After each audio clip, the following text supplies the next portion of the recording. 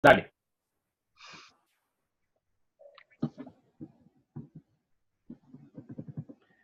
Bueno, vamos a comenzar nuestro curso de neuroventas. Neuroventas es un training que se utiliza fundamentalmente para cualificar, potenciar y avanzar las habilidades y las competencias propias de todos los ejecutivos de ventas, vendedores, fuerza comercial y todas aquellas personas que tienen dentro de su función el hecho de lograr vender productos, servicios, experiencias, etcétera. En este training vamos a tener una serie de contenidos fundamentales que se van a desarrollar con toda la fuerza de venta y son los siguientes. Vamos a trabajar las bases conceptuales del neuromarketing, es decir, cómo funciona nuestro cerebro y por qué es importante, a partir de esto, de este entendimiento, manejar estos conceptos para lograr aplicarlos al proceso de venta. Como segundo módulo vamos a tener el de inteligencia emocional. Aquí vamos a entender las emociones, cómo se producen, cuál es su papel en los procesos de intercambio social y cuál es su papel en los procesos de venta. Como tercer módulo tenemos el de inteligencia social. Aquí vamos a aprender a conectar emocionalmente con el prospecto al que vamos a convertir nuestro cliente. El cuarto módulo tiene que ver con habilidades de negociación. Aquí vamos a trabajar los principales elementos relacionados con la negociación, la zona de acuerdo potencial, el perfil de fortalezas en la negociación y el perfil de debilidades, tanto mías como de la otra parte del proceso de negociación. En el quinto módulo vamos a trabajar las herramientas de persuasión psicológica. Básicamente se han definido 9 psychological tools o herramientas de persuasión que todo vendedor debe manejar en todo sentido. Y finalmente trabajaremos la validación del discurso comercial. Todas las empresas deben encarnar en un speech comercial todo su discurso de venta. Este discurso de venta o speech comercial es importante porque toda la fuerza de venta debe tenerlo manejado, interiorizado y lograr desarrollarlo de forma adecuada en el proceso con el cierre de ventas. Neuroventas, ventas con neuromarketing. ¿Cuál es la principal diferencia de nuestro training con los demás cursos que se ofrecen en el mercado? Primero, que aquí nos vamos a focalizar no solamente en la venta tradicional, sino que aquí vamos a enfocarnos en el concepto de venta como un proceso de relacionamiento con el otro. Es decir, más que vender, lo que pretende el training de neuroventas es generar una relación personal que finalmente se va a direccionar a una relación comercial. Pensamos desde el concepto de la neurociencia que lo más importante es el establecimiento de relaciones, primero personales, segundo comerciales, y esas relaciones son las que van a mantener, primero, las ventas, segundo, que el consumidor vuelva a comprar, es decir, la recompra, tercero, el establecimiento de un clima adecuado en los procesos de negociación, cuarto, favorecer la venta cruzada, es decir, no solamente queremos venderle más y más frecuentemente, sino que también queremos que ese consumidor, ese prospecto, también se pueda hacer de otros elementos de nuestro propio portafolio. Para esto, entonces, sabemos que el proceso de venta es un proceso de persuasión, es un proceso de ayudarle al cliente a identificar lo que necesita. Es decir, aquí no vamos a hablar de un concepto de tratar de manipular al otro, de que compre algo que no requiera, sino que nosotros vamos a ser unos asesores o ejecutivos comerciales que le vamos a ayudar a ellos en lograr resolver las dificultades, los problemas o lograr que ellos logren satisfacer necesidades de carácter biológico, de carácter fisiológico, de carácter psicológico o de carácter emocional o social. Entonces, en este recorrido de nuestro training, vamos a comenzar con algunos elementos básicos en neuromarketing y posteriormente entraremos a los otros conceptos. Lo primero es entender qué mueve el comportamiento del consumidor. El consumidor inicialmente pensábamos que lo movía solamente las necesidades biológicas, es decir, tenía hambre, entonces compraba alimento para satisfacer esas necesidades. o compraba un techo para buscar protección de los elementos del medio ambiente. Sin embargo, eso ya no aplica, digamos, a las sociedades modernas, las cuales en su gran mayoría ya tienen satisfechas esas necesidades básicas. Y entonces, el entendimiento del comportamiento del consumidor persigue es entender los insights más profundos que se convierten en drivers que dirigen la compra del consumidor o el cierre de la venta en el caso de esos prospectos que pasan de ser prospectos y se convierten en consumidores. Por eso, en los cursos tradicionales de neurociencia, de neuroventas, en los cursos tradicionales de ventas hablamos de prospectos y de tasas de conversión. Una tasa de conversión es cuántos de los prospectos convertimos realmente en compradores. Pero nosotros en este curso de neuroventas nos vamos a fundamentar, es como lo decíamos inicialmente, más que a vender un producto, es a establecer una relación comercial que nos garantice varios elementos. Primero, que garantice que el cliente va a seguir considerándonos como una opción válida.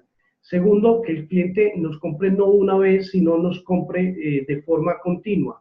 Tercero, que favorezca esa compra cruzada de otros productos de nuestro portafolio. Y por último, lo que estamos buscando es el concepto de la fidelización. Cuando hablamos de fidelización nos referimos a que el cliente no nos va a cambiar por otra propuesta del mercado, sino que va a continuar con nosotros en este proceso. La fidelización, como vamos a empezar a verlo desde este momento, es un proceso que tiene que ver con un relacionamiento de largo plazo. Por eso la importancia, no solamente de entender en neuroventas el vender un producto, sino el establecer una relación. Y para ello nos vamos a fundamentar, nos vamos a basar el paralelo de una relación de pareja. En una relación de pareja se dan tres momentos. Momento de llamar la atención, es decir, ser visible para ese prospecto. Eso le llamamos impacto perceptual. Un segundo momento que tiene que ver con un convencimiento a ese prospecto de que nosotros tenemos una solución válida, una solución interesante que puede satisfacer esas necesidades que él está buscando satisfacer. Y lo tercero es un proceso de fidelización. La fidelización entonces es un elemento básico porque va a garantizar que este prospecto, además de convertirse en cliente, se convierta en un cliente fidelizado. E incluso habría un cuarto momento que solamente las marcas más avanzadas lo consiguen, y es el proceso de la evangelización. La evangelización ya es cuando ese cliente que está fidelizado con nosotros pasa a recomendar nuestra marca o nuestras soluciones o nuestros productos a toda su red social porque cree y confía en nuestro proceso. Para llegar allá entonces tenemos que comenzar por entender los insights más profundos que mueven el comportamiento de compra. Desde el neuromarketing, buscar estos insights y buscar estos elementos driver es fundamental porque esos son los que vamos a satisfacer. Realmente hay una diferencia grande entre lo que el cliente dice por qué compra y entre por qué compra realmente, ¿sí? Por eso también el vendedor tiene que tener algo muy claro. Lo que muchas veces lo que el consumidor compra no es lo que el vendedor está vendiendo. Sí, me explico. Si un vendedor está vendiendo unos autos aspiracionales, por ejemplo, unos Audi, si le preguntamos al cliente por qué quiere comprar ese auto, el cliente nos dirá que necesita un auto para desplazarse. Pero realmente el cliente no está comprando eso, el cliente está comprando otro tipo de cosas como posicionamiento social, aceptación social, está comprando elementos relacionados con una élite, un intercambio de orden emocional y social, está comprando el aumento de la posibilidad de ser más exitoso sexualmente, está buscando ser más exitoso socialmente y por eso compra una marca aspiracional. Entonces, en ese orden de ideas, muchas veces la falla radica en que el vendedor no sabe realmente lo que compra el consumidor. Por eso hablamos de estos insights profundos y lo que busca el neuromarketing es encontrarlos, que generalmente se encuentran en niveles inconscientes y son los que determinan la compra del consumidor, la elección de la marca y responde por un enganche más de carácter emocional que un argumento racional como el cliente lo quiere decir. En neuroventas decimos que quienes estamos dedicados a esto, es decir, los mercadólogos, marketineros, vendedores, tenemos la fórmula PIP, es decir, nosotros tenemos que lograr influir en la percepción para lograr la persuasión. Por eso lo llamamos PIP. Es decir, nosotros no tenemos que cambiar el mundo, nosotros tenemos que cambiar la forma como percibimos el mundo. Esa es la parte más clave. Es decir, nosotros no tenemos que transformar la sociedad, tenemos que cambiar la forma en que las personas perciben esa sociedad. Y nosotros logrando influir en la percepción, vamos a lograr la persuasión. La persuasión es lograr que el cliente encuentre con nosotros cómo satisfacer esas necesidades inconscientes profundas y esos vacíos emocionales profundos que él no logra entender. De alguna manera, la venta es un proceso psicológico y ese proceso psicológico significa que el cliente llega con unos vacíos y unas necesidades que pueden ir desde las necesidades en seguridad psicológica, necesidades de cubrir vacíos emocionales o necesidades de tener mayor injerencia en la parte social. Entonces, de alguna manera, cada uno de nosotros que se dirige a las ventas tiene que tener unas competencias de dominio psicológico sobre el proceso de la relación. Porque la persuasión es que nosotros logramos hacer consciente eso que está inconsciente en el comprador. La persuasión entonces es que el cliente dirija su conducta a elegir un producto que va a cubrir esas necesidades ocultas con las que llega. Entonces nosotros los profesionales en ventas, llámese como se llame, ejecutivos comerciales, ejecutivos de cuenta, asesores comerciales, vendedores, independientemente del concepto, lo que tenemos que buscar es influir en la percepción para lograr la persuasión. En este sentido, también es importante entender cuáles son esos drivers. Vamos a denominar drivers a esos impulsos internos que direccionan el comportamiento del consumidor hacia un producto o hacia una marca. Drivers, entonces, es el impulso inconsciente que mueve a ese consumidor. E inhibidor es aquel también elemento inconsciente que bloquea los procesos de elección en la compra. Entonces, para elegir o para entender qué mueve al consumidor hacia la compra de un producto, de una marca, debemos entender un concepto fundamental. Anteriormente pensábamos que las compras se daban por motivos racionales. Hoy día sabemos que en gran medida las motivaciones o drivers de la compra se sustentan en fuerzas emocionales subconscientes, es decir, son impulsos que se encuentran en ese inconsciente de esa persona que lo llevan a las elecciones de la marca, a las elecciones del producto o a las elecciones del servicio. Sin embargo, ¿sí?, una de las cosas importantes que hemos encontrado es que dentro de esas fuerzas emocionales subconscientes que mueven al consumidor, hay un gran papel de la relación que tiene el cliente con el vendedor. Es decir, las ventas se van a sustentar en una relación comercial entre dos personas, un vendedor y un comprador. Esa relación es la que va a establecer qué tanto va a comprar, primero si el comprador va a comprar, y segundo qué tanto va a comprar, tercero con qué frecuencia va a comprar, y cuarto qué otras cosas va a comprar. Entonces eso se desprende de estas fuerzas emocionales subconscientes y solamente un 5% de las veces estamos frente a motivos racionales conscientes, especialmente cuando esas compras son hechas, por ejemplo, a nivel de empresas y negocios B2B, en donde la compra está mediada por factores un poco más racionales. Es decir, si una empresa va a comprar un camión para transportar unos productos, probablemente sí sea una compra racional. Pero en el retail, es decir, en la venta al por menor, realmente el consumidor cuando compra lo hace por estas fuerzas inconscientes como tal. Vamos a continuación a ver un pequeño video de qué pasa en el cerebro cuando el consumidor está en esos procesos de compra.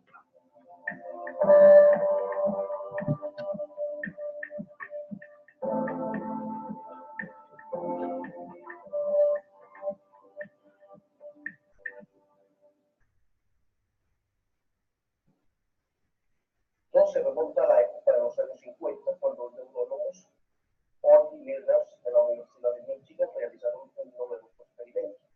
En esto, permitieron que las ratas se pudieran autoestimular a través de la inserción de un electrodo en su cerebro. Las ratas, que eran ubicadas en una denominada caja de esquina, tenían la posibilidad de palanquear. Cuando palanqueaban, se autoadministraban un estímulo mediante el cierre de un circuito eléctrico. De esta.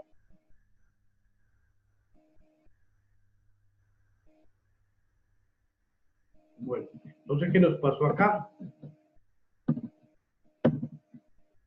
Se nos volvió a bloquear.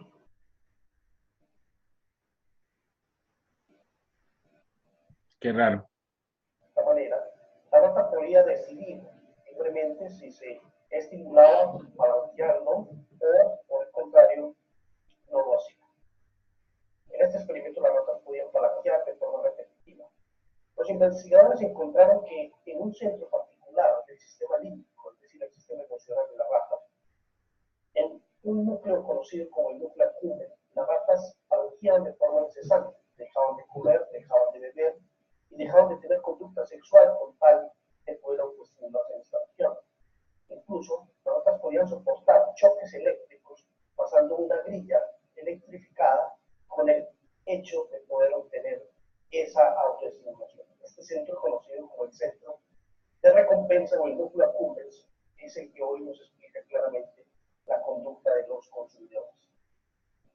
Adicionalmente, unas semanas después, los investigadores encontraron otro centro adicional, conocido como la ínsula, que codificaba todo lo contrario, emociones negativas. Cuando la rata, en estas condiciones, se autoestimularon en la ínsula, nunca más volvieron a acercarse a la palanca que se mueve el circuito. Este centro es conocido como el centro del castigo y actualmente también se estudia en el comportamiento del consumidor porque se activa cuando los consumidores o potenciales compradores escuchan el precio del producto. Bueno, este video que vimos nos refleja el nacimiento del neuromarketing o el nacimiento de la neurociencia actualmente, aplicada al comportamiento del consumidor. Estamos hablando de los años 50, este experimento realizado por los neurólogos Ollie Milners, cuyo experimento les da para ganar el premio Nobel de Fisiología en el año de 1954 en la Universidad de Michigan. Ellos descubren que hay unos centros que se denominan centros de recompensa, también denominados centros de placer, y que la rata también tiene unos centros de castigo, es decir, nuestro cerebro posee unos centros de placer que tratamos de estimular continuamente y unos centros de castigo que tratamos de evitar que se estimulen o actúen como tal. Como lo vamos a ver más en detalle adelante, cuando un consumidor quiere comprar algo, se prende el centro de recompensa que se conoce como el núcleo accumbens y el hecho de comprar produce gratificación en ese lugar. Las ratas, como ustedes vieron, cuando se autoestimulaban, ese lugar, porque la rata podía voluntariamente mover la palanca y cerrar el circuito y autoadministrarse el estímulo, la rata hacía eso de forma continua hasta morir. La rata sentía un placer tan grande que ella palanqueaba de forma incesante a raíz de 2000 palanqueos por hora hasta morir de inanición. Es decir, si una pregunta qué estaría sintiendo el roedor en este caso, pues tendría que decir que estaba sintiendo un placer tan grande que dejó de comer, dejó de beber, dejó de tener conducta sexual. Este lugar hoy día, conocido como el núcleo accumbens, también recibe el nombre de estriado ventral, es el que nos va a explicar los drivers del consumidor. Y la ínsula, que tiene que ver con el centro del castigo, cuando nosotros activamos la ínsula sentimos emociones desagradables. Hoy sabemos que el dolor psicológico se codifica en esta región. La ínsula se prende cuando nosotros tenemos asco, tenemos desagrado, tenemos dolor psicológico. Entonces hoy día sabemos que esta relación va a ser muy importante en el consumidor, y como lo vamos a ver más adelante, cuando el consumidor quiere algo, prende la accumbens. Pero también una cosa impresionante en una investigación del 2007 que veremos más adelante en detalle, cuando nosotros le decimos el precio del producto al consumidor, el consumidor prende la ínsula. Entonces, hoy día, esto que se daba en 1950 y que da para el premio Nobel del 54, hoy día entendemos un poco mejor qué ocurre en el cerebro del comprador. Tenemos que hablar de el órgano humano que se relaciona con esto, que es el cerebro. El cerebro humano tiene un peso de 1,5 kg, alrededor de 1.450 gramos. Tiene un total superior a los 100.000 millones de neuronas, una potencialidad para formar redes, es decir, a eso le llamamos nosotros potencialidad sináptica de 10 a la 9, es decir, de 10 más 9 ceros a la derecha. Hay que escribirlo ya así porque es un número tan grande que es muy difícil de codificar. Esa potencialidad hace que el cerebro tenga más posibilidades de formar redes neurales que las estrellas del universo que conocemos. Nuestro cerebro está conformado en 2 hemisferios cerebrales, uno izquierdo y otro derecho. El izquierdo racional, el hemisferio derecho más emocional, y que está conformado por básicamente como 3 pisos. Un tallo cerebral que se encarga de las funciones, digamos, de las funciones vitales, como el corazón, la respiración, etc. Un segundo piso que es el sistema límbico. Ese sistema límbico lo vamos a entender como el centro emocional del cerebro, en donde está la amígdala, el núcleo accumbens, la ínsula, el hipocampo, entre otras estructuras, y por último la corteza cerebral. Esa es la estructura básica del comprador, y ahí vamos a ver. Entonces, hoy vamos entendiendo que los drivers van a estar en la parte emocional, es decir, en el núcleo accumbens, y los inhibidores van a estar también en la parte emocional, en la ínsula como tal. Ya entendido esto, entonces vamos a pasar a otros conceptos. Se ha popularizado dentro del mercadeo, dentro de la mercadotecnia, dentro del marketing, que el consumidor tiene un cerebro que lo llaman el cerebro triuno, es decir, un cerebro que tiene una parte reptil, otra parte que tiene una parte mamífera, etc. Sin embargo, ese es un mito que debemos empezar a tumbar. Realmente, este modelo triuno, del cerebro triuno, fue creado por el neurocientífico Paul MacLean en el año de 1960. Él propuso históricamente este modelo en esa década y postuló que la estructura cerebral del ser humano obedecía a un proceso de adaptación evolutivo, lo cual es cierto. Este señor, que murió recientemente, hace unos 11 años, pues popularizó este concepto del cerebro triuno.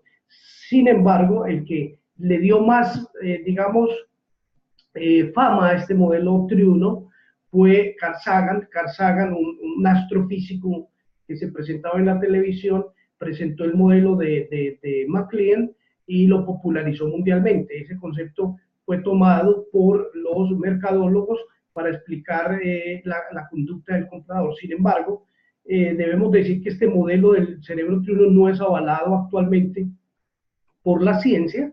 Han habido algunos hallazgos que lo han venido a tumbar, y eso tiene que ver en que en los años de la década del 90, con la llegada de una neurotecnología como la tomografía de emisión de positrones y la resonancia magnética nuclear funcional, se descubrió que tal distinción de un cerebro triuno, es decir, 3 cerebros en uno, realmente no existe, ¿sí? Y que la arquitectura cerebral es mucho más compleja de lo que pensaba originalmente Paul MacLean. Él hablaba de ese cerebro reptil. Hoy sabemos que no podemos pensar que nosotros tenemos un cerebro reptílico dentro de nosotros, aunque es lo que se ha popularizado mundialmente, pero no en la neurociencia. En la neurociencia, en ningún currículo neurocientífico uno habla de un modelo o de un cerebro triuno. Eso se ha popularizado desde los mercadólogos y el marketing, que ha tomado este concepto como un concepto, digamos, como el santo grial. Pero tenemos que decir que esto no lo podemos seguir, digamos, avalando más, porque además de los hallazgos con resonancia y tomografía por emisión de positrones, también se han encontrado otros 3 grandes descubrimientos que son incompatibles con este modelo. Primero, la idea de la evolución lineal, que nosotros venimos de una evolución lineal desde el Australopithecus afarensis al Homo habilis, al Homo erectus, hasta el Homo sapiens. Ya no lo entendemos así. Hoy día incluso algunos evolucionistas hablan de que existieron más de 20 homínidos humanizados de alguna manera.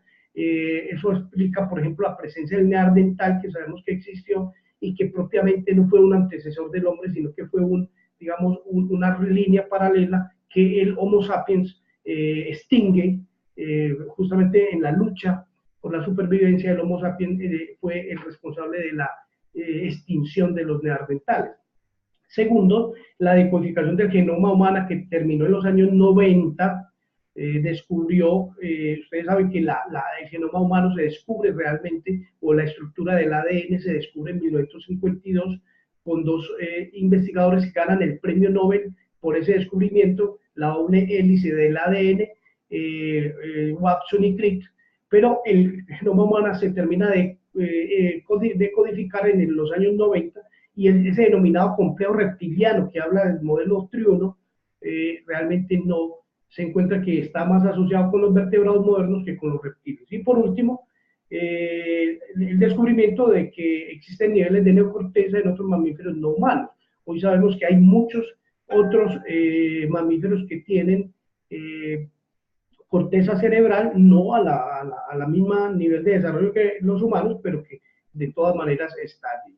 Entonces hoy día vamos a hablar de tres grandes niveles. El primero, el que tiene que ver el cerebro funcionando como tres niveles, pero no lo confundamos con el modelo triuno, con el modelo del cerebro reptil, sino que vamos a hablar de un cerebro como en tres pisos, más que tres cerebros, un tallo cerebral que se encarga de la vida, de los signos vitales, un sistema límbico que va a ser el sistema de las emociones, y una corteza cerebral que será el encargado del procesamiento de lo racional. Entonces, a ese segundo piso llamado sistema límbico, le vamos a prestar mucha atención en el proceso de compra, porque sabemos que los drivers y los inhibidores están allí, y allí está lo que decíamos, la amígdala como sistema de entrada de las emociones, el núcleo accumbens o estriado ventral como el sistema de recompensa del cerebro, la ínsula como el sistema de castigo, y el hipocampo como el sistema de memoria. En este sentido, vamos a ver un poco cómo funciona la mente del consumidor en el siguiente video.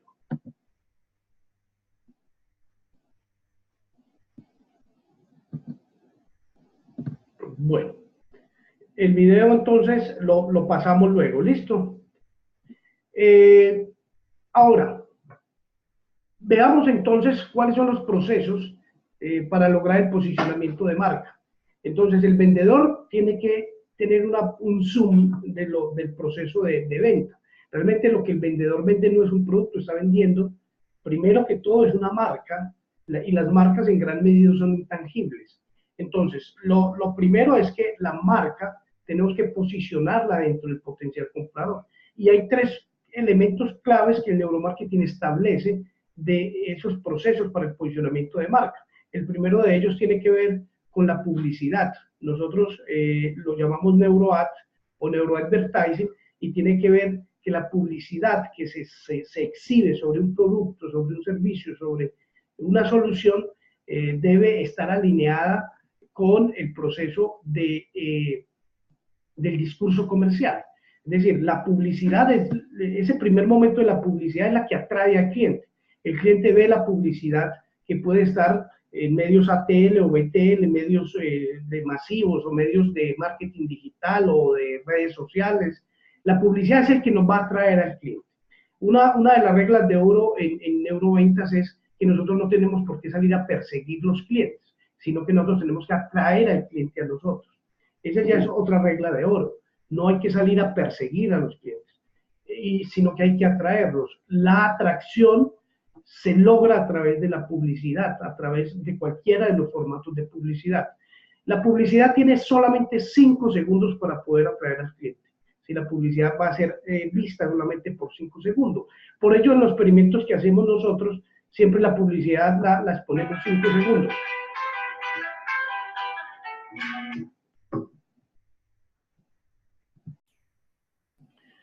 Bueno, entonces tenemos 5 segundos para atraer al cliente, tenemos 5 minutos para convencerlo, y tenemos toda la vida para fidelizar.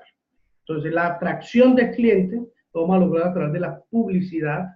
El convencimiento del cliente lo vamos a hacer a través del speech comercial o a través de la persuasión psicológica. Y lo que tiene que ver con la fidelización tiene que ver más con el servicio que vamos a prestar por venta. Es decir, el servicio, lo que tiene que ver con el soporte, con las garantías, con las preguntas, con todo lo que el cliente necesita en el servicio postventa. A eso le vamos a llamar CRM o Customer Relationship Management.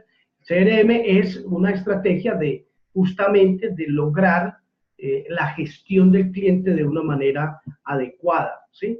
Entonces, revisando, tenemos esos tres elementos para lograr alinear el posicionamiento de marca. 5 segundos para atraerlo, 5 minutos para convencerlo y toda la vida para fidelizarlo. El proceso de la fidelización es un tema bien importante. Recuerde que estamos utilizando un símil de relaciones de pareja, ¿sí? Cuando nosotros estamos en un proceso de pareja, lo primero que tenemos que es llamar la atención de la persona, es decir, la persona que nos interesa.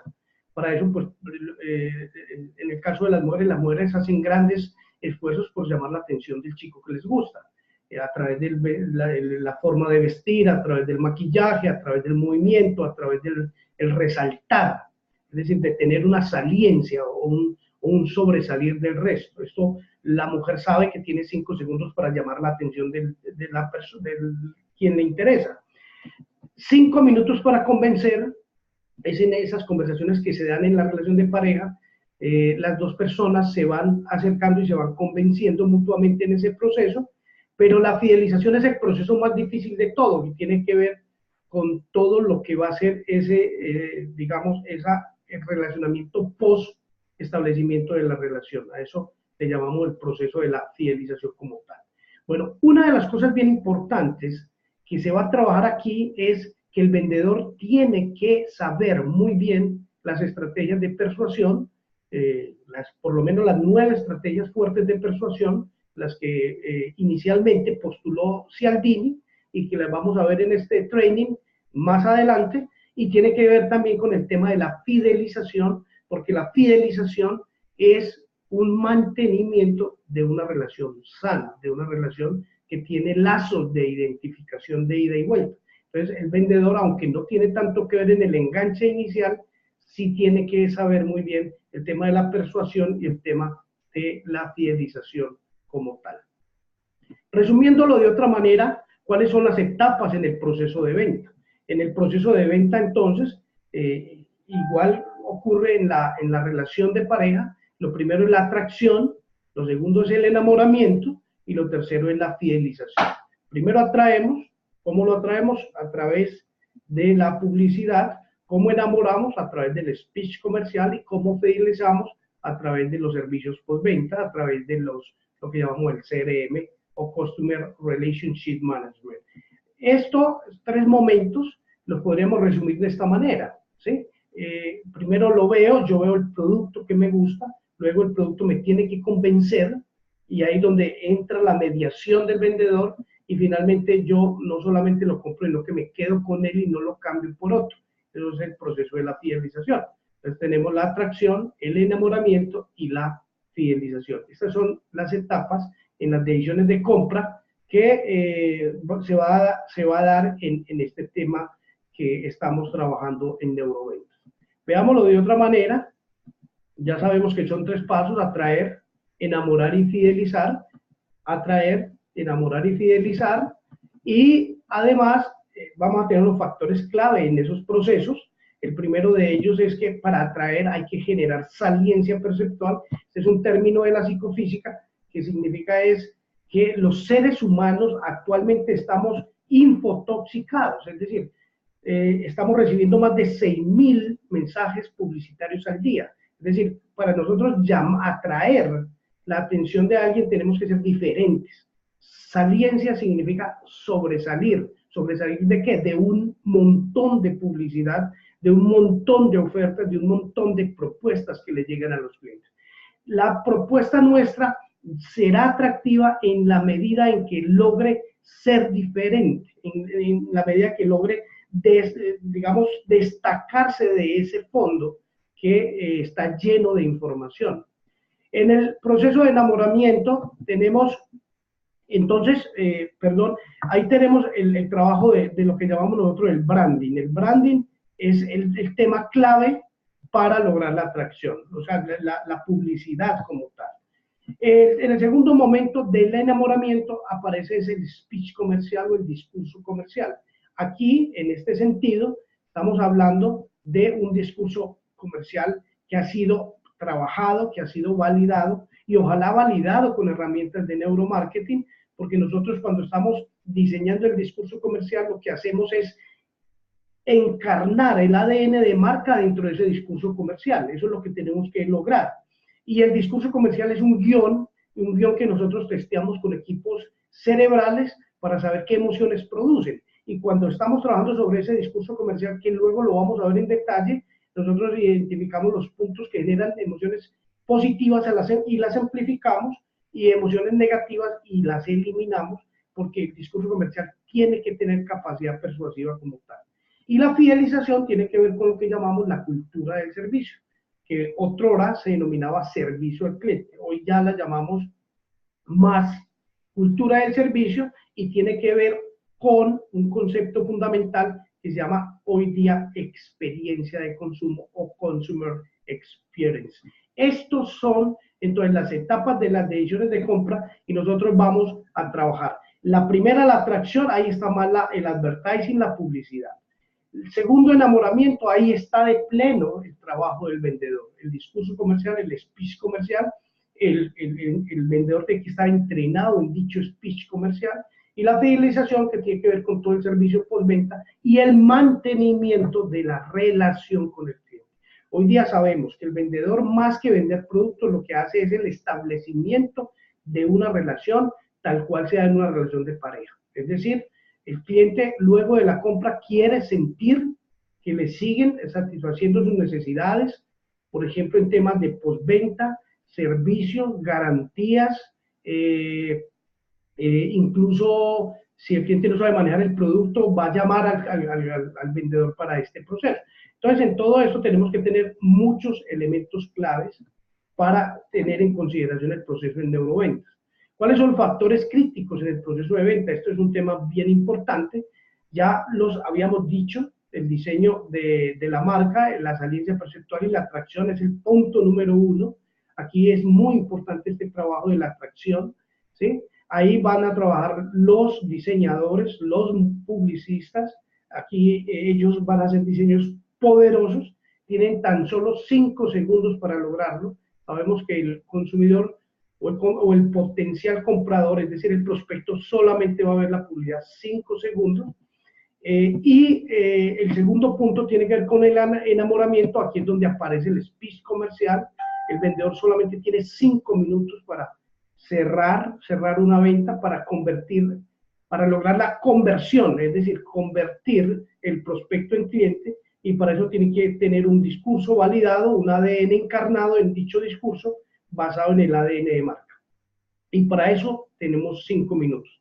Y finalmente, ese tercer punto, que es la fidelización, que llamamos cultura del servicio, que incluye el servicio al cliente, incluye garantías, incluye servicios por venta y lo que llamamos ahorita CRM, Customer Relationships Management. Esto va a ser la clave, y la fidelización requiere, no es de 5 segundos ni de 5 minutos, la fidelización es de toda la vida. Por eso las relaciones hay que mantenerlas y alimentarlas, hay que gestionarlas, así como en una relación de pareja se da a través digamos, de mantener viva la relación. El vendedor tiene que entender que él no está vendiendo solamente un producto, él está vendiendo es una relación, un sostenimiento de una relación y una gestión de una relación. Por eso lo llamamos gestión del cliente como tal. Factores que influyen en la compra. Entonces ahora, ya entendido lo anterior, ahora podemos entender que hay unos actores en esta obra de teatro que llamamos la venta. Uno de ellos es el producto, ¿sí? Como tal, que es realmente el tangible que supuestamente el cliente o el comprador quiere llevarse. Tenemos un segundo actor que es justamente el consumidor o cliente. Inicialmente lo llamamos prospecto, él se vuelve cliente cuando ya nos compra. Y tenemos un tercer actor dentro de este proceso, que es el vendedor. Entonces tenemos una triada, que es un producto que está entre una relación entre un cliente y un vendedor. Esta relación del cliente y el vendedor va a ser la clave como lo hemos venido diciendo a través de este tiempo. Esa relación se da en un contexto, se da en unos tiempos, y la clave, como lo decíamos, es esa relación se mantenga a lo largo del tiempo. Vamos a revisar un poco cada uno de estos tres elementos. ¿Quién es el cliente? ¿Quién es el vendedor? ¿Quién es el producto? En este sentido, hablemos un poco del producto. El producto, hablamos acá de producto, pero puede ser también servicio o solución. Un producto es un tangible, un servicio es un intangible. Igualmente una solución puede ser entre tangible e intangible, pero lo hemos llamado de forma genérica como el producto. El producto como tal, ¿sí? Ya tiene unos atributos de marca que tienen que ver con qué tanto está posicionado en el mercado, es decir, qué tanto esa marca ha logrado penetrar en la memoria de largo plazo de los consumidores, eso se llama top of mind. El producto también tiene unos atributos como el precio. Sabemos que el precio tiene una influencia en las decisiones de compra de alrededor del 25%, y el empaque, es decir, la forma en que está empacado el contenedor y la etiqueta, a eso le llamamos packaging, tiene que ver casi con el 21% de las decisiones de compra. Entonces el producto, esto que llamamos packaging, top of mind, pricing, son temas que son importantes que el vendedor domine. El vendedor tiene que dominar a plenitud el producto que vende, saber rescatar las características de ventaja que tiene, saber definir cuál es el ADN de marca de ese producto, saber desde la parte técnica manejarlo de una forma lo más completa posible, y debe manejar muy bien, digamos, los factores diferenciales de ese producto frente a los productos de la competencia. Ahora veamos el cliente. El cliente, pues obviamente, es ese consumidor que describíamos anteriormente, que tiene un cerebro con unas condiciones particulares que ya revisábamos, que tiene unos centros de placer o centros de recompensa, que tiene unos centros también de dolor, o unos centros de displacer que son importantes conocer, pero el cliente tiene que ser muy bien conocido por el vendedor. Es decir, la principal tarea del vendedor es conocer a su comprador. Es decir, entender a ese comprador qué le duele, entender a ese comprador qué necesita, entender a ese comprador cuáles son sus grandes vacíos emocionales, conocer en su cliente cuáles son las emociones que está experimentando, conocer ese cliente a qué segmento pertenece. Y cuando hablamos de segmentos, no solamente estamos hablando de segmentos sociodemográficos como edad, sexo, estrato socioeconómico, sino que estamos hablando a qué generación pertenece ese cliente qué gusta hacer, qué ama hacer, cuáles son los valores y antivalores de ese cliente, cuál es la mente de ese cliente, cuál es la mente social del cliente, cuál es la mente transcultural del mismo, cuál es la mente individual de esto. Para esto, entonces, necesitamos conocer al cliente. Una de las tareas fundamentales del vendedor es conocer a priori al cliente, para poder acercar la estrategia de venta a las necesidades del cliente. Para eso, entonces, tiene que considerar todas estas variables, como lo decíamos, el sexo, el grupo etario, es decir, a cuál segmento pertenece, al grupo cultural, al tema de valores y antivalores, necesidades e intereses. Será importante que el vendedor conozca muy bien al cliente. Si el vendedor no logra conocer bien al cliente, no lo va a poder conectar emocionalmente. El momento clave de la venta se denomina desde la neurociencia en el momento de conectar la mente del cliente, conectar emocionalmente al cliente. Pero para conectar emocionalmente al cliente se requiere necesariamente conocerlo por dentro, no solamente conocerlo de cara hacia afuera. Por eso el vendedor tiene que hacer muchos estudios de psicología, de sociología y de antropología para entender al cliente. Entonces, ustedes me dirán que cómo vamos a conocer a los clientes, que tenemos que hacer un estudio psicológico, que si tenemos entonces que conocer cliente por cliente. A ver, la verdad es que el vendedor debe conocer su target. Llamamos target a ese grupo objetivo de interés en la venta. Entonces nosotros necesitamos saber, por ejemplo, si mi comprador es un millennial, una persona que esté más o menos entre los 20 y 35 años, es un millennial, yo debo conocer la mente de los millennials, qué les gusta a los millennials, qué es lo que llama la atención de los millennials, qué es lo que motiva a los millennials, cuáles son los drivers de los millennials, cuáles son los inhibidores de compra de los millennials, cuáles son los valores de los millennials, cuáles son los antivalores de los millennials, cuáles son los hábitos de compra de los millennials. Por ejemplo, los millennials sabemos hoy día que no son muy acumuladores, ellos no compran muchas cosas como se compraba anteriormente para guardarla en un armario. El millennial consume especialmente son experiencias. Él quiere estar viajando, conociendo diferentes partes del mundo, yendo y viniendo. El millennial cree que lo mejor que puede comprar son experiencias, porque son las experiencias los que marcan las diferencias y los que dan, digamos, el bienestar en la vida, por decirlo de una manera más espiritual. Los millennials creen que el objetivo de la vida es ser feliz, y la felicidad está en las experiencias, y las experiencias no son tangibles, sino que son intangibles y que se almacenan en la memoria de largo plazo. Eso es conocer al cliente, ¿sí? Ahora, si yo a ese cliente, además de conocer esa mente social, esa mente cultural, esa mente transcultural del cliente, también me puedo adelantar a conocer cosas de su mente individual, pues me ayudaría mucho. Por ejemplo, si el cliente es un amante del ejercicio, es un fit lovers, si es un amante de los autos, car lovers, si es un amante de los deportes de riesgo, si es un amante del baile, si es un amante de los pájaros, si es un amante de los deportes. Es decir, si yo puedo acercarme más a esa mente individual, mi preparación tendrá que hacerse antes de mi contacto con el cliente.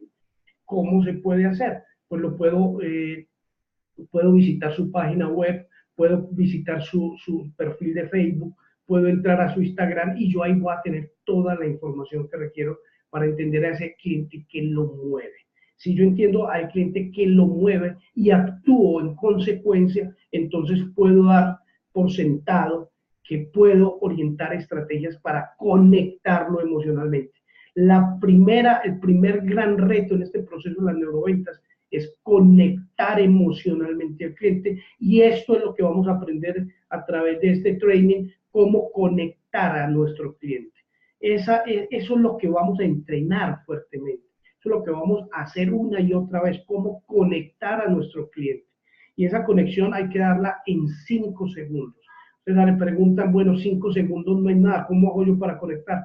Hay herramientas desde la neurociencia que nos van a permitir conectar al cliente en esos 5 primeros segundos, y si lo logramos conectar, ya tenemos más tiempo para poder ir puliendo la relación que vamos a establecer con él. Pero la clave del asunto es, si yo quiero conectar al cliente, necesito conocerlo, y para conocerlo yo necesito estudios antropológicos, estudios sociológicos y estudios psicológicos para poder saber cómo es que ese cliente piensa, cómo es que ese cliente siente, cómo es que ese cliente se comporta, cómo es que ese cliente se motiva. Eso es la clave y el santo grial de las neuroventas: conectar emocionalmente para luego satisfacer emocionalmente. Las emociones entonces pasan a ser el santo grial de las neuroventas, y va más allá de lo que tradicionalmente se dan en los cursos de ventas, y es enseñarle a vender, enseñarle a cerrar una venta, y por eso le hablan de los 12 cierres y todo eso. Aunque nosotros hablamos también de cierres, en este caso para nosotros lo importante no es vender, lo importante es lograr una relación de largo aliento con el cliente, en donde el cliente sienta que nosotros somos una opción necesaria para él, y en esa relación de largo aliento él no nos va a comprar una vez, sino que nos va a consolidar una relación con nosotros a través de intercambios comerciales, pero el fin último es una relación especial, una relación de un vendedor con un cliente que va a lograr que la venta sea repetida, sea frecuente, se dé la venta cruzada, y a la vez ese cliente se convierta en un evangelizador de nuestra marca, de nosotros como vendedores, de nuestros productos como tal. Pero en las neuroventas, la relación con el cliente es el santo grial, no es el vender un producto, porque muchas veces las marcas venden un producto y no hay recompra. Si no hubo recompra, realmente no es una venta inteligente. Tiene que haber recompra, tiene que haber compra cruzada, tiene que haber fidelización, tiene que haber evangelización para que nosotros hablemos verdaderamente de una venta inteligente. Nosotros vendemos, es una relación, no un producto que se vende hoy y no se vende mañana. Es importante entender en neuroventas una de las grandes limitaciones de nuestro cerebro. Nuestro cerebro funciona con 15 watts de energía, es la mitad de lo que gasta el bombillo de una nevera. Nuestro cerebro funciona con esa gran limitación, por eso nuestro cerebro está generalmente en lo que llamamos nosotros en sistema de piloto automático, lo traduzco, está en una forma de procesamiento tipo 1, en el cual lo que lo mueve es lo emocional, no lo racional.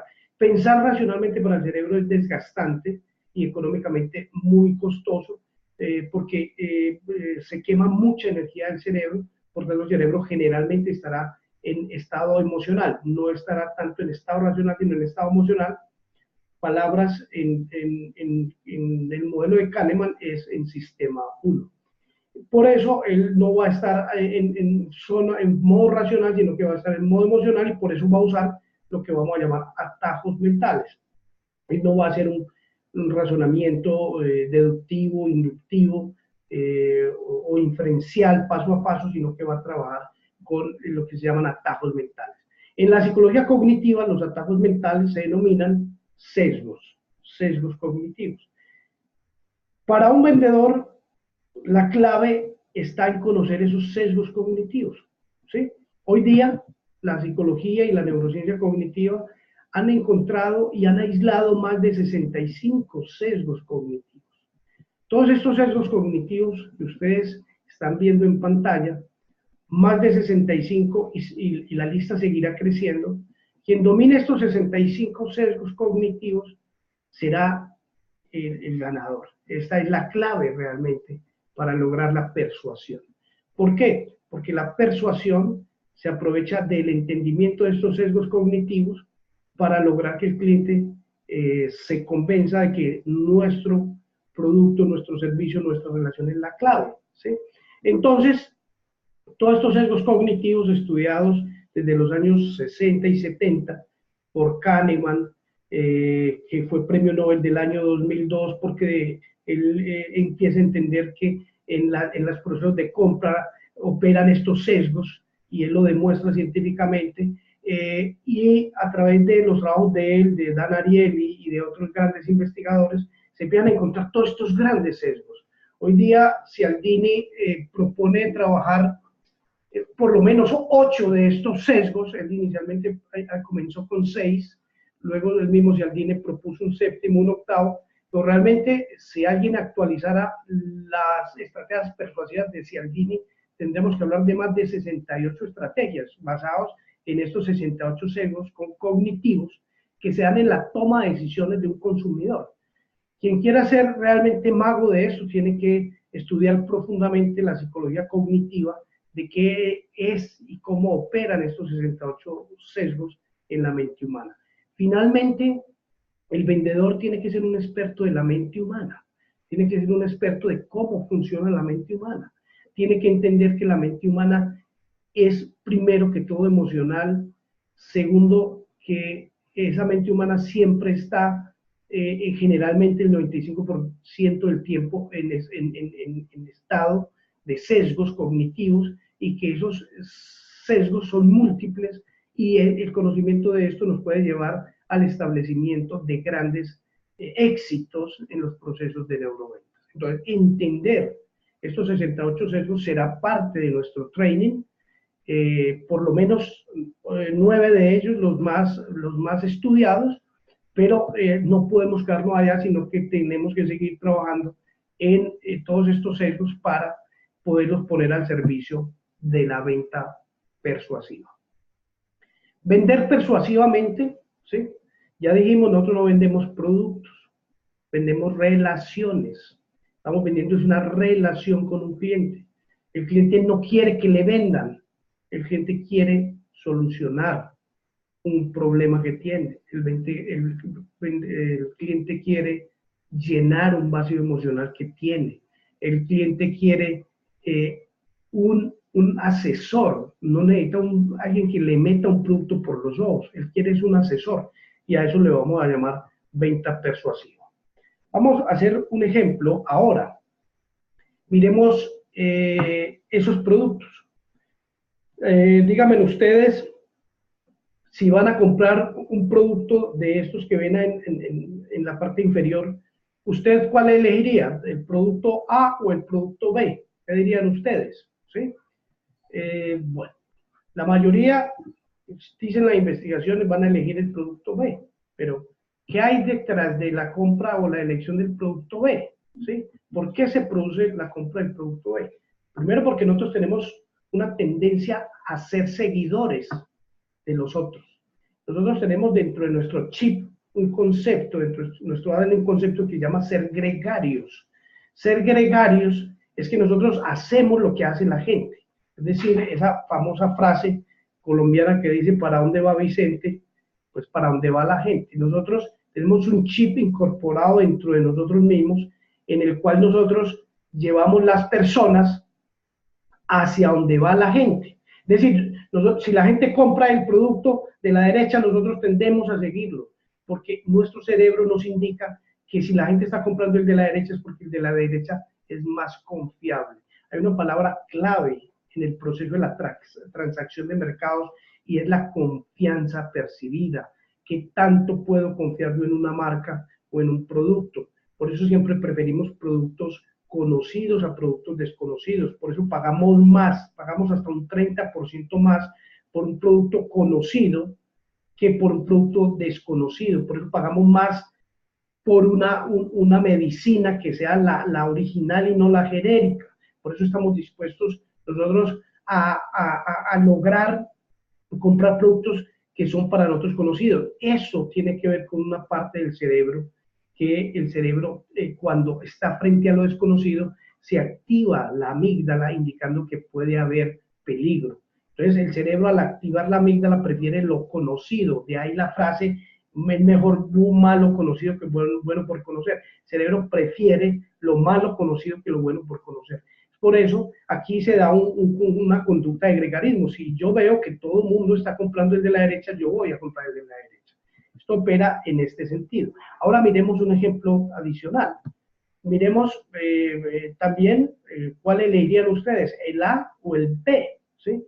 La mayoría de las personas pues va a elegir el producto B, porque el producto B tiene un sello de ser un top seller, es decir, es uno de los productos que más se vende en el mercado. Entonces nosotros siempre vamos a elegir ese top seller. Hoy día, por ejemplo, en la compra online, los consumidores se informan sobre los comentarios y las calificaciones que reciben las marcas después de la compra, porque recuerden eso, es muy importante. Una de las primeras cosas, después de generar la conexión emocional, una de las primeras cosas que hay que lograr necesariamente es confianza percibida. El comprador, el cliente, el prospecto necesita poder confiar en nosotros. Confiar es un tema difícil, pero mientras el cliente no confíe en nosotros, su decisión se va a bloquear. Él tiene que tener elementos claves para confiar en nosotros. En este caso, el comprador sabe que es un top seller, es decir, es un producto que está en el top de las ventas, pero nosotros, nuestro cerebro nos va a decir inconscientemente si es un top seller, compra ese producto. El otro no lo es, pero este sí lo es. Entonces, la confianza percibida es otra de las cosas que vamos a trabajar en cómo se logra la confianza percibida a través de nuestro training que hoy estamos comenzando. Pero ocurren algunas excepciones. Dentro de las excepciones que ocurren están los productos aspiracionales. Cuando nosotros vemos un producto aspiracional ocurre lo contrario. Cuando buscamos lo aspiracional siempre buscamos la diferencia. Es decir, vamos a buscar ahí Si uno le pregunta cuál llama más la atención, el producto que llama más la atención es el producto B, porque ese producto B es saliente. Saliente es que sobresale de los demás y sobresale porque es diferente. En las compras aspiracionales, el cliente quiere algo diferente a lo del mercado tradicional.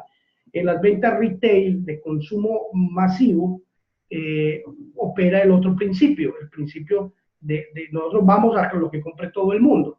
Pero aquí en la venta aspiracional opera el otro principio. Ese principio se denomina anticonformidad. Es decir, yo busco cosas diferentes que me hagan diferente y que me den un plus ante el mercado. Por eso esto opera cuando hablamos de los autos, hablamos cuando compramos las lociones, cuando compramos tecnología, etcétera. Se da este principio de la anticonformidad. Entonces aquí estamos siguiendo el principio de la conformidad social, ¿sí? Acá estamos siguiendo el principio de la anticonformidad social, ¿sí? Pero es muy importante, las marcas entonces élite, las marcas plus, las marcas aspiracionales son marcas que operan especialmente con el principio de la anticonformidad.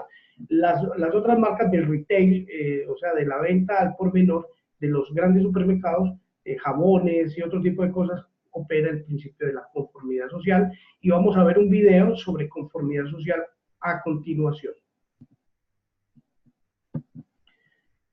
Bueno, otro de los elementos claves, el entendimiento es, se los decía antes, entendemos la mente del consumidor. Yo quisiera de verdad hacer una gran investigación. En los trainings nosotros hacemos un examen a los asistentes al training de si conocen lo que es un comprador hombre versus un comprador femenino. Vamos a tirar otro mito. En las ventas siempre se entrenan a las personas para venderle a los hombres. El mito que vamos a tumbar es ese. Nosotros debemos estar más entrenados para venderle a las mujeres. Y yo le preguntaría a ustedes, ¿por qué? Pues por la siguiente razón. Porque el 75% de las compras las realizan las mujeres, no los hombres. Las mujeres compran todo lo que es el tema de mercado, compran todo lo que es o tiene que hacer parte del hogar, compran lo que tiene que ver con la propia ropa de ellas y la ropa de sus hijos, tienen que comprar, compran todo. Es más, la mujer compra hasta la ropa del hombre. La mujer es la validadora final de que el hombre se compre una camisa. La mujer gusta de ir con el hombre a comprar la camisa, meterse en el vestier y hacer que el hombre pose y modele para ella, y ella es la que da la última palabra. Entonces, una de las cosas importantes desde las neuroventas es el descubrimiento que el 75% de las compras del mundo la hacen las mujeres, cuando hablamos de compra retail.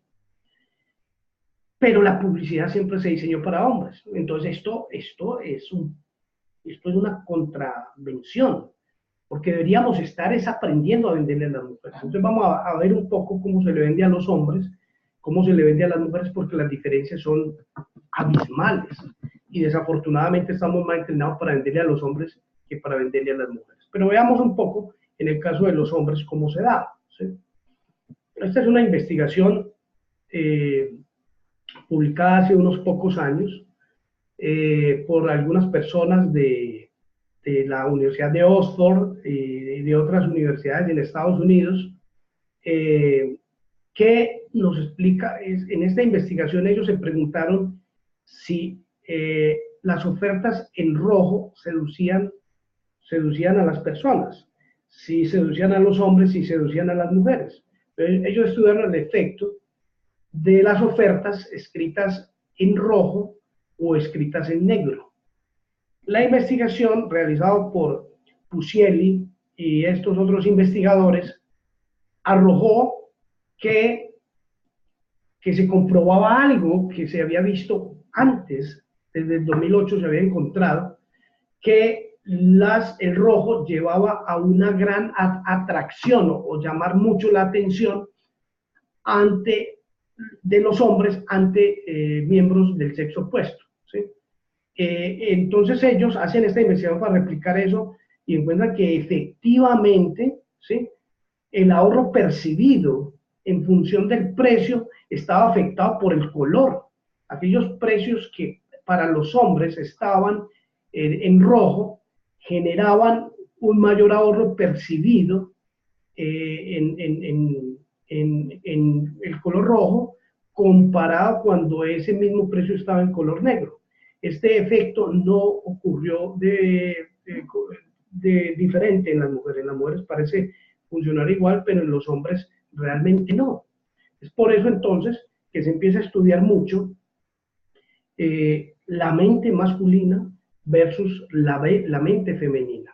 Y esto es lo primero que se empieza a trabajar y se empieza a estudiar mucho los denominados efectos de la estimulación sexual en la compra, y más aplicado al tema de los hombres, ¿sí? Se estudió en hombres qué ocurriría si nosotros le presentamos a los hombres imágenes atractivas del sexo opuesto. Las imágenes atractivas del sexo opuesto, comparadas contra imágenes neutras, hacían que los hombres se volvieran más impulsivos. Es una cosa bien interesante. Este investigador, McClure, utilizó un paradigma en donde se le decía a las personas: usted quiere una pequeña suma de dinero hoy regalada o una mucho más grande mañana. Eso exige algo que nosotros llamamos autorregulación emocional. Es decir, el ser humano tiene una tendencia a querer las cosas ya, ¿sí? Pero cuando uno sabe que si yo espero hasta mañana y mañana voy a recibir mucho más dinero que el de hoy, pues entonces yo me espero. Eso significa que es una acción autorregulada por el lóbulo frontal. Sin embargo, ¿qué pasaría si yo a los hombres les coloco y los estimulo con imágenes atractivas del sexo opuesto? Como en este caso, coloco la imagen de esta chica y coloco varias imágenes antes de que ellos tomen las decisiones. ¿Quieren el dinero ya o quieren el dinero más tarde o mañana? Una pequeña suma hoy y una gran suma mañana. En ese momento, cuando las personas vieron caras atractivas del sexo opuesto, es decir, de mujeres, los hombres se volvieron inmediatamente más impulsivos, es decir, querían las cosas ya y no querían esperar el beneficio de recibir un nivel mucho más grande el día de mañana. Este efecto, encontrado por McClure y otros investigadores, ha mostrado que la estimulación sexual en los hombres los vuelve impulsivos. Es decir, cualquier forma de estimulación sexual va a hacer que el hombre quiera y tenga una necesidad de gratificación inmediata. Estos paradigmas se han utilizado para estudiar este fenómeno, ¿sí? Aunque se ocurre o se da un poco en ambos géneros, es mucho más fuerte en el caso de los hombres. Por eso, en el caso de las vendedoras, una vendedora puede tener mucha más fuerza de generar la impulsividad de la compra en el hombre si de alguna manera lograse hacer algún tipo de estimulación sexual en él. Sí, la mujer obviamente tiene elementos fuertes que estimulan la parte sexual del hombre a través de la forma de vestir, a través del uso del maquillaje, a través del manejo del cabello, a través de los movimientos, del tono de voz, del contacto visual. Lo que se demuestra aquí es que el hombre, cuando se estimula sexualmente, está dispuesto, primero, a ser impulsivo, segundo, a pagar más por el producto, y tercero, a no esperar, es decir, él quiere las cosas ya. Esto es diferente un poco en las mujeres también tienen el fenómeno, pero no se da tan pronunciadamente como lo ven en los hombres. Ustedes ven que en la gráfica a la derecha, las mujeres que están en transparente, el efecto no se produce tanto, pero en el hombre sí se produce mucho mayor. Este es el caso de las mujeres, este es el caso de los hombres. Entonces, empezamos a entender la mente de la mente masculina en los procesos de compra. Esto llevó a Knutsson a hacer otra investigación en donde se miró si la estimulación sexual induce a que los hombres asuman elecciones riesgosas en su toma de decisiones. Entonces se presentaron también imágenes sexuadas de mujeres, ¿sí? Y se miró si los estímulos eróticos incrementaban las elecciones de riesgo que tomaban los hombres frente a estímulos neutrales en un grupo de 15 personas heterosexuales masculinos, y se encontró efectivamente que eso se daba de esta buena manera. Otros resultados han mostrado lo mismo, es decir, cómo la estimulación sexual provoca la impulsividad en la compra y provoca digamos, la cantidad de dinero que un hombre está en disposición de pagar. Esta fue otra investigación ya del 2012, en donde se ve cómo cuando las personas son estimuladas con imágenes eróticas heterosexuales, se incrementa la toma de riesgo. La toma de riesgo financiero es un concepto que se ha estudiado mucho y tiene que ver con que las personas toman decisiones riesgosas para tratar de ganar más. Por eso hoy día en el mundo de las acciones se habla de apuestas conservadoras o apuestas de riesgo. Realmente cuando el hombre es estimulado sexualmente, toma mucho más riesgo financiero. Y esa decisión está parcialmente mediada por el incremento de la activación del núcleo accumbens. Se ha estudiado y se ha visto que esa activación del núcleo accumbens ocurre de una manera bien interesante. Bueno, ahora vamos a trabajar un poco de cómo compran las mujeres.